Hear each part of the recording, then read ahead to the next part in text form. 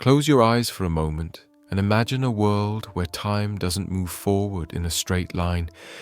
Instead, everything exists in a kind of ever-present now, a single unfolding moment containing all that was, is, and will be.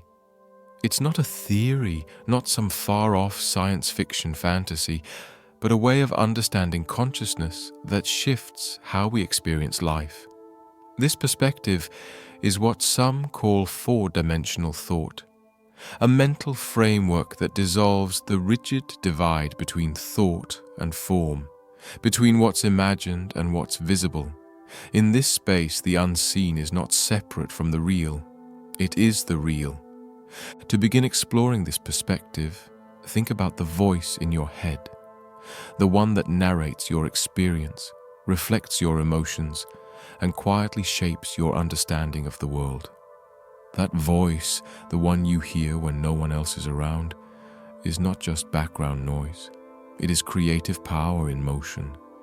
Every word whispered in silence has the potential to structure the events you live through. You might not see it happen immediately, but over time, the outer world begins to bend toward the inner script.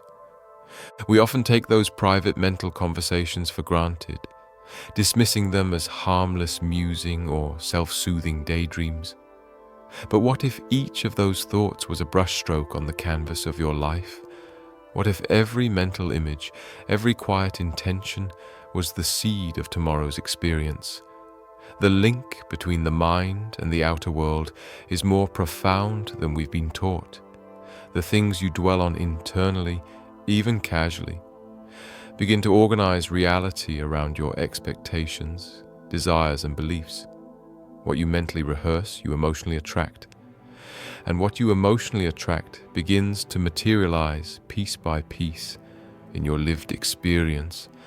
When we speak about creating reality, it's easy to imagine that we're suggesting a kind of magic trick, a way to force something into being from thin air.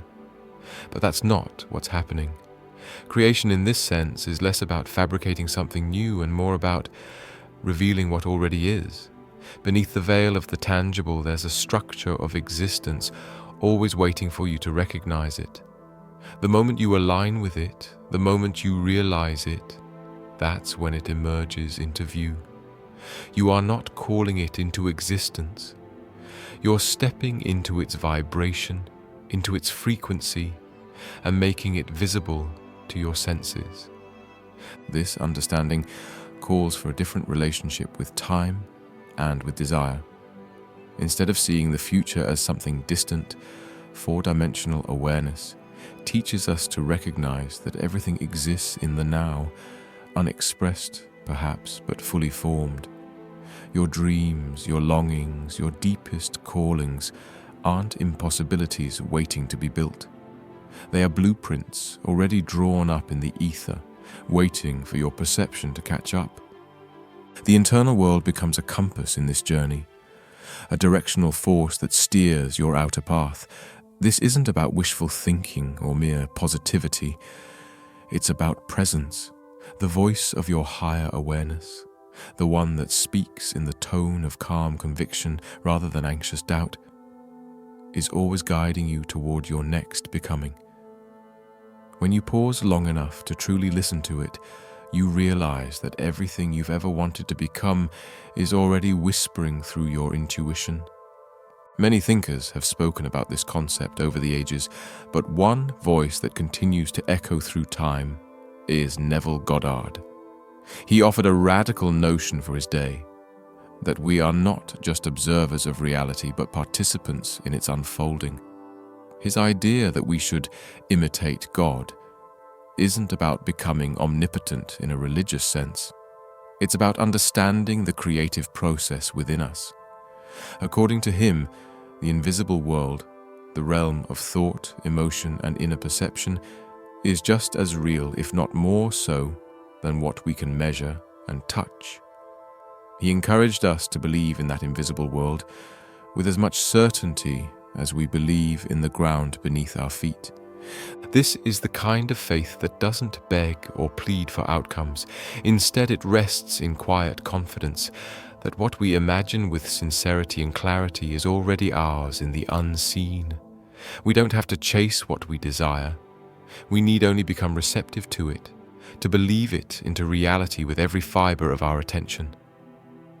When we engage in these internal dialogues, not the scattered chatter of an overwhelmed mind, but the focused voice of knowing, we are doing sacred work.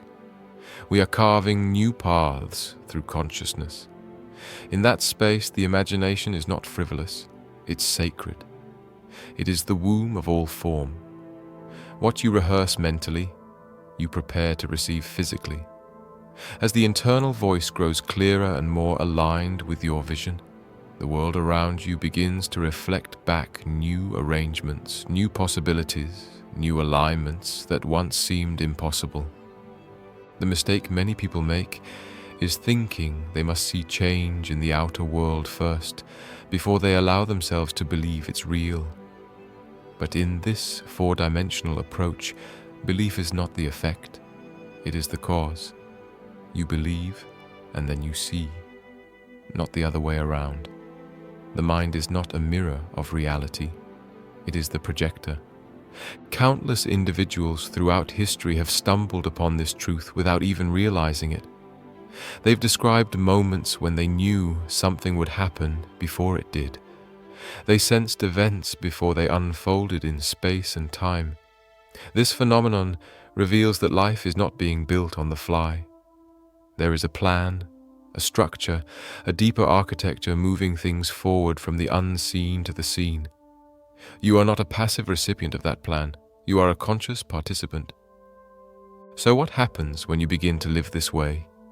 When you no longer wait for the world to confirm your worth, your path, your power. You begin to unhook from the tyranny of your senses. You stop demanding proof and start recognizing patterns.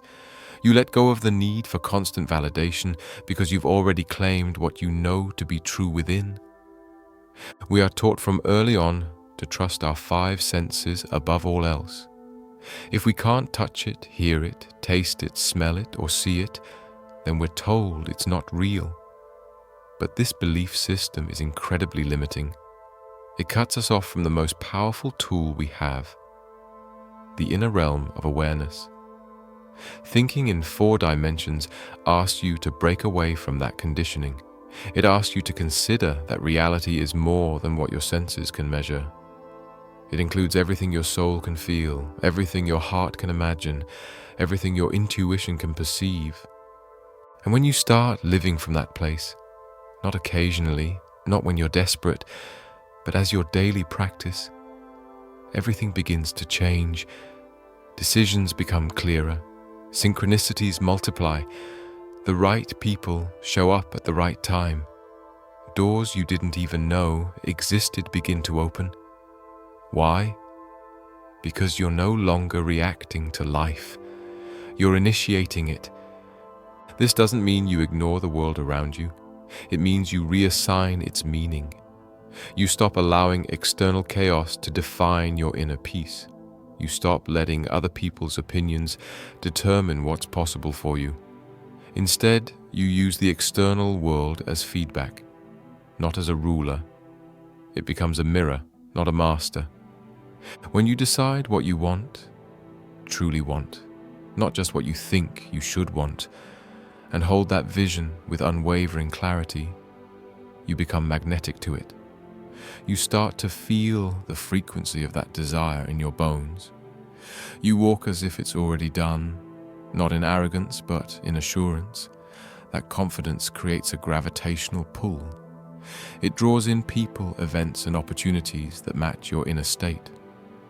This is the sacred dance between vision and surrender, between creation and allowing. You visualize the life you want, and then you rest in the knowing that it's already underway. You don't grip it with fear.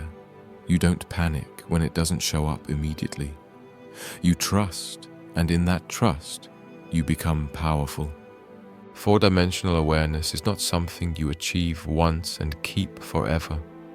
It's a discipline, a choice you make moment by moment. When the world tries to pull you back into fear, into worry, into lack, you return to your inner voice. You realign. You remember. You ask yourself, what am I imagining right now? Is this image building the life I want or dismantling it? Every time you correct course, every time you choose alignment over doubt, you're training your consciousness to lead. And over time, the gap between the inner world and the outer world narrows. What used to take months to shift begins to change in days. What once felt impossible begins to feel natural. And you realize, often with tears in your eyes, that you were never waiting on life to happen. Life was always waiting on you. You don't need permission. You don't need more credentials. You don't need the world to recognize your power before you start using it. Your thoughts are the blueprint. Your imagination is the tool. Your belief is the bridge. The world will catch up. It always does. But you must lead with your inner vision first. And so we begin here, not with logic or proof, but with stillness, with presence, with a quiet confidence that says, I already am. It already is. This is the gateway to a new kind of life, one not dictated by circumstances, but directed by consciousness. The moment you stop arguing with your vision is the moment the shift begins. Most people spend their entire lives at war with their own imagination, questioning, doubting, second-guessing every inner whisper that dares to suggest something greater.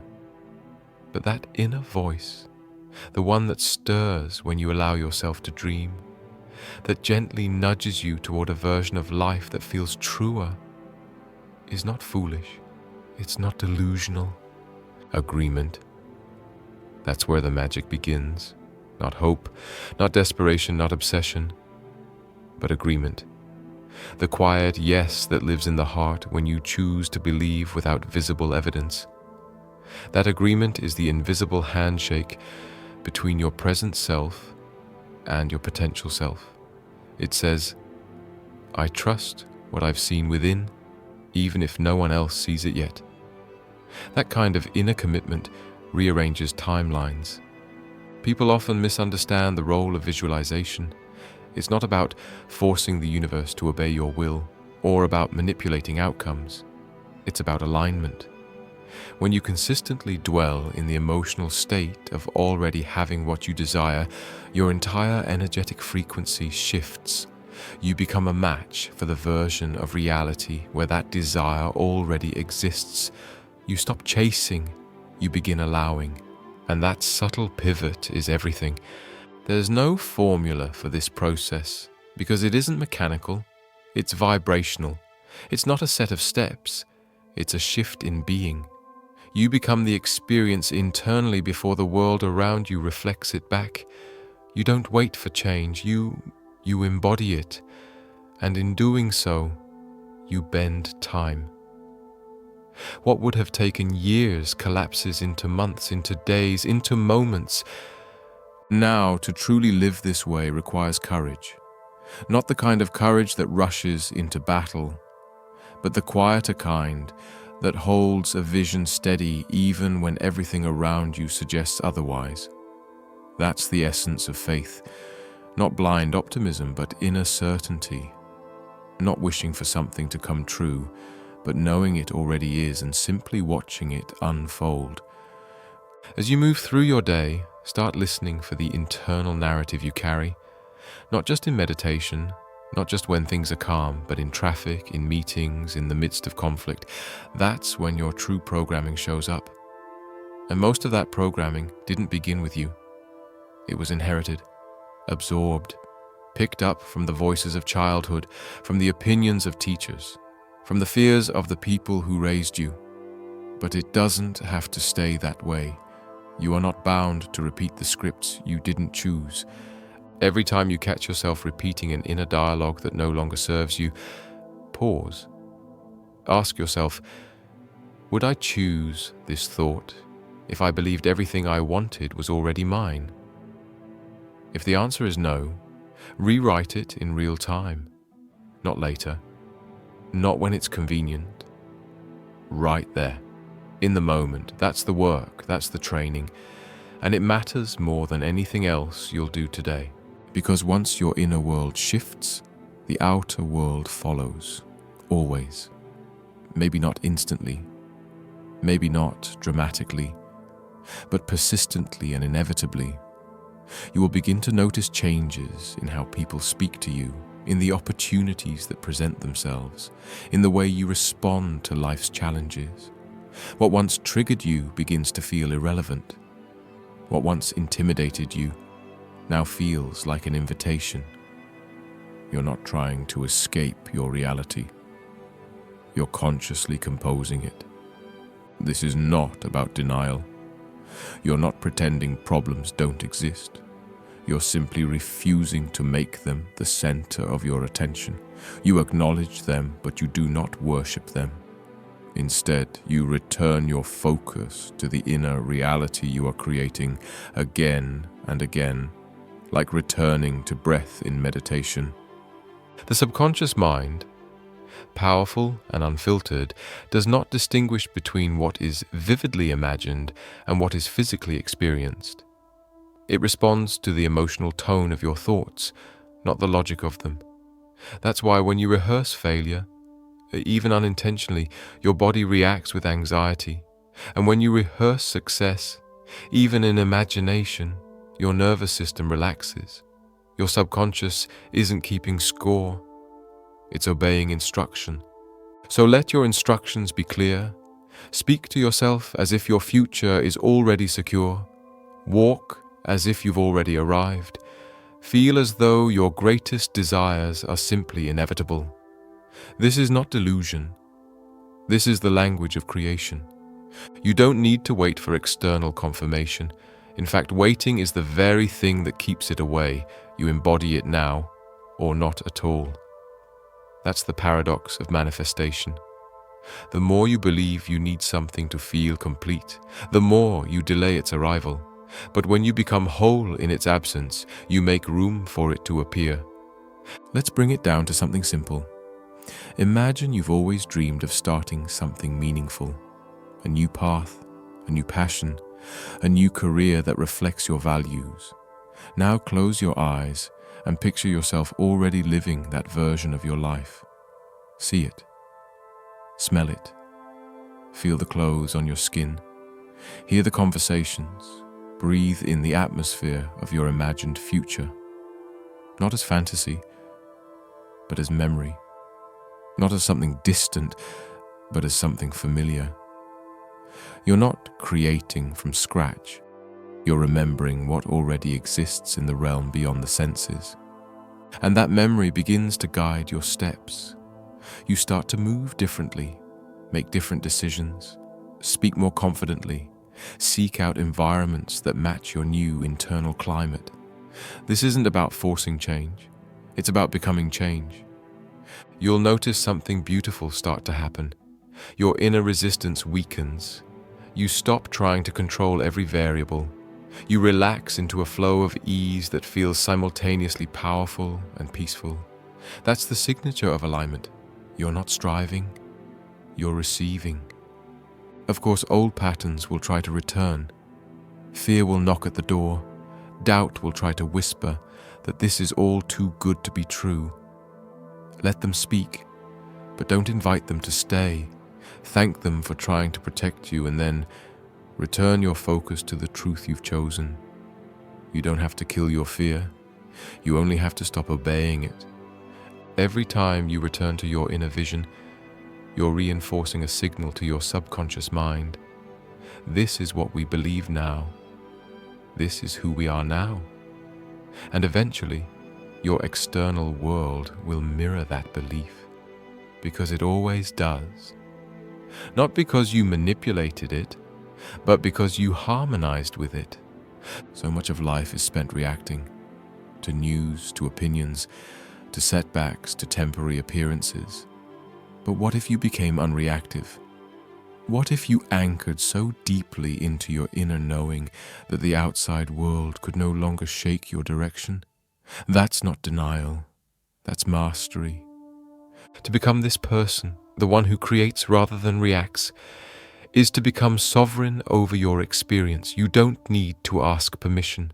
You don't need to prove your worth. You simply decide. And in that decision, the entire universe begins to rearrange in support of your new alignment. The key is emotional consistency. It's not about being happy all the time or never feeling doubt. It's about returning to belief when it wavers, returning to vision when it blurs, returning to alignment when the old patterns try to reclaim you. That return builds momentum.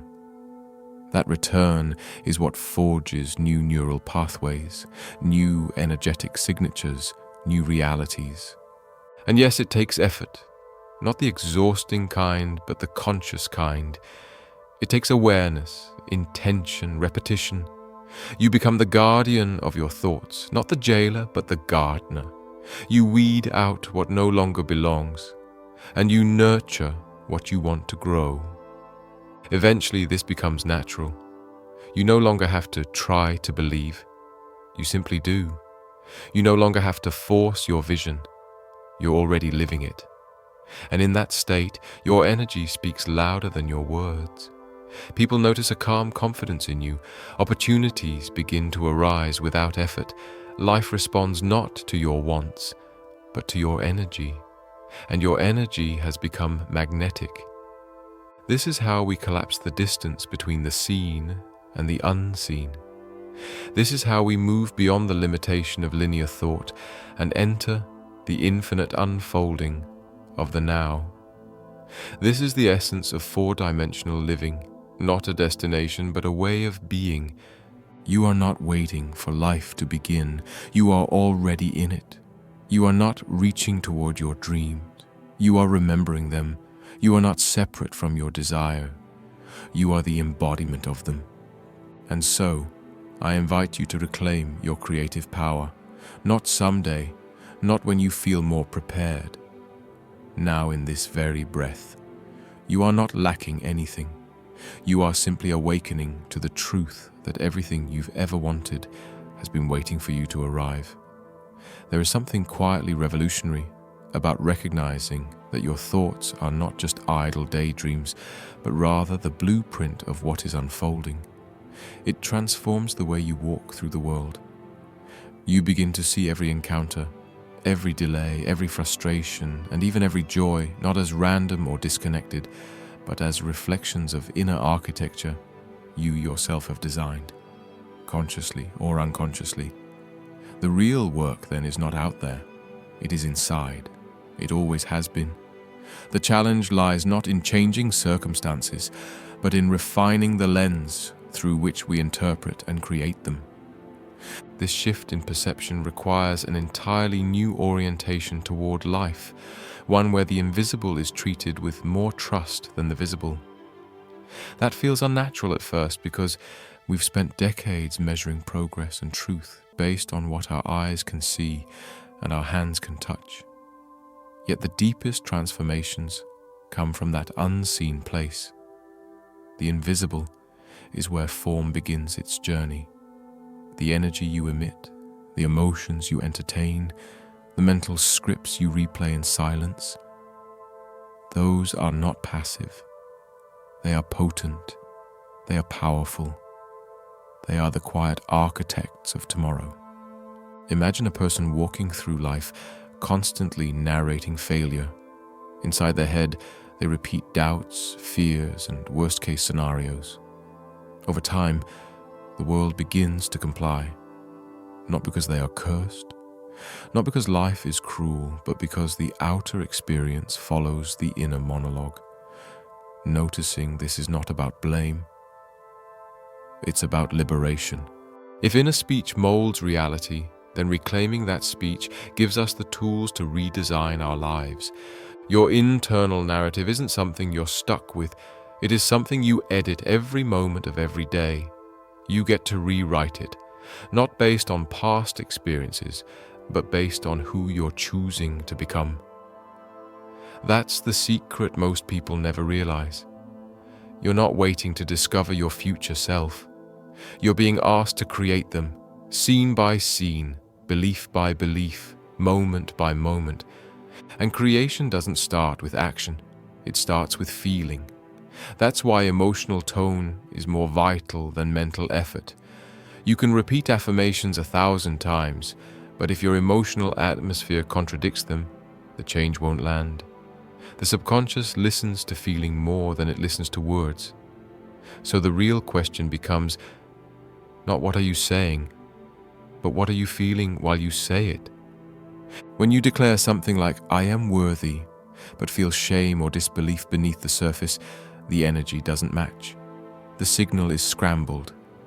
But when you sit in stillness and allow worthiness to flood your body, not as a concept, but as a felt experience, you transmit a coherent message. That coherence, that congruence between thought and emotion is what changes everything. That is the fertile soil where reality bends. Learning to generate that coherence is a sacred practice. It means treating your emotional life as sacred. It means learning to regulate, to soften, to feel without drowning. It means honoring your emotional signals, not as distractions, but as indicators, guiding you to what needs to be healed, what needs to be rewritten, what deserves your attention. So if you feel resistance, good. It's revealing something to you. If you feel fear, that's a signal, not a stop sign. If you feel doubt, listen to it. Then decide if it aligns with the truth you've chosen. Emotions are not enemies. They are guides, they are language.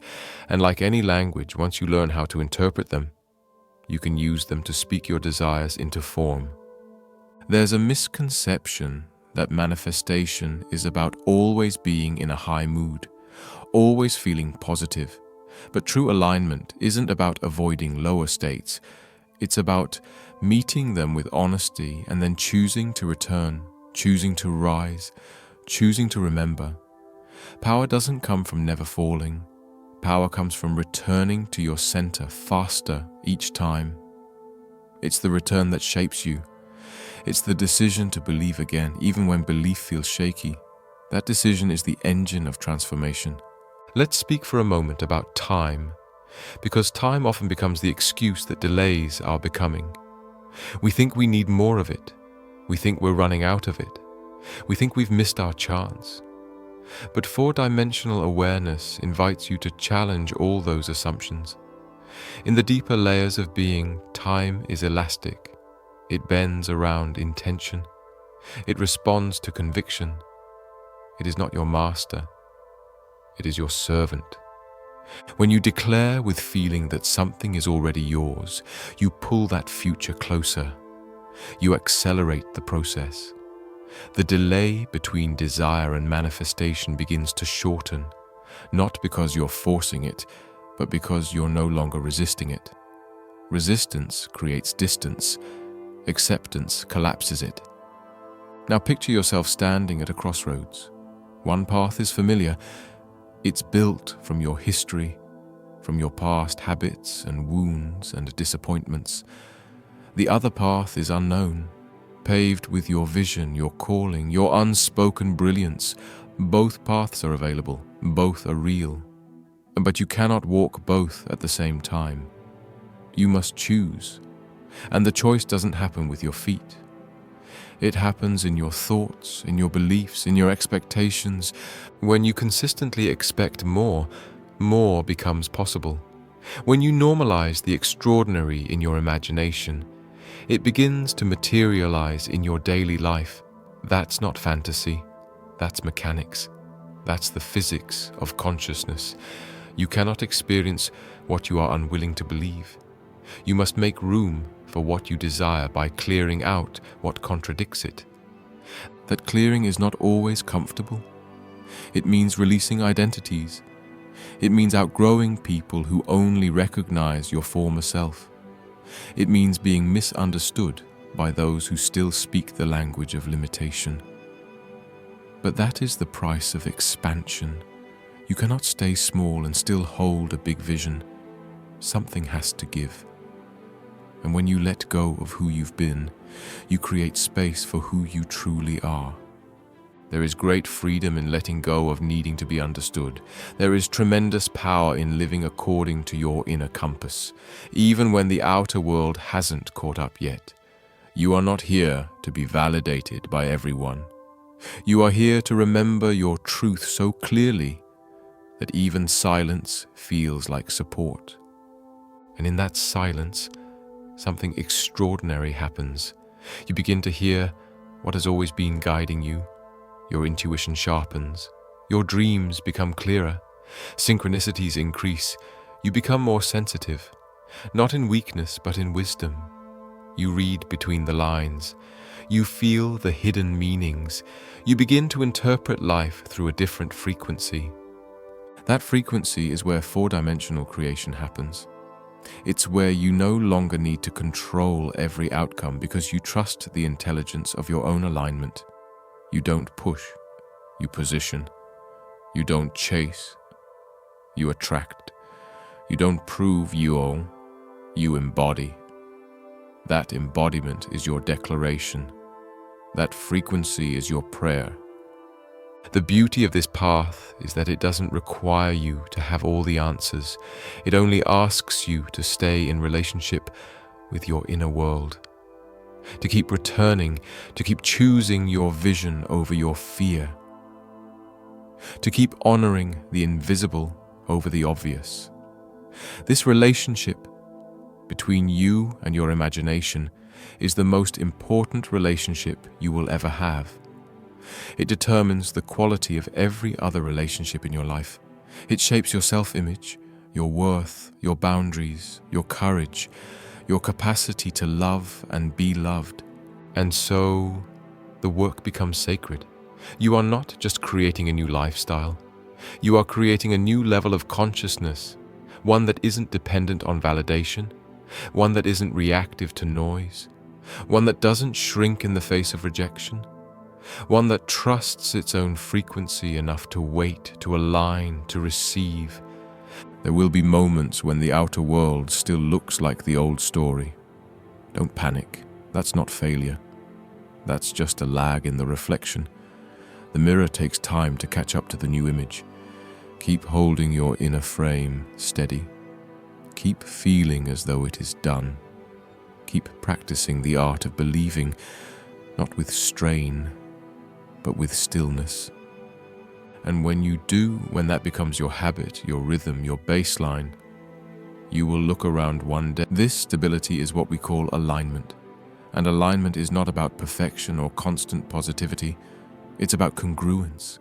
It's about your thoughts, emotions, and beliefs all speaking the same language, the language of already having. When your inner world speaks in harmony, the outer world translates that signal into form.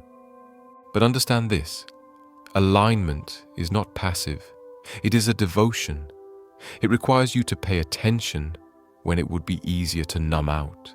It calls you to choose vision over memory, clarity over confusion, truth over noise. That's why it feels like work at times, not because it is hard, but because it is intentional. You're not reacting anymore. You're architecting. You're not surviving. You're sculpting. This sculpting begins with the invisible material of imagination. And imagination, when taken seriously, becomes more than fantasy. It becomes frequency. It becomes the pulse of the reality you are stepping into. The images you hold with emotional charge begin to harden into events. The feelings you nurture become invitations to experiences that match them. That's why daydreams matter. That's why visualizations matter. Not because they're a nice escape, but because they are spiritual blueprints.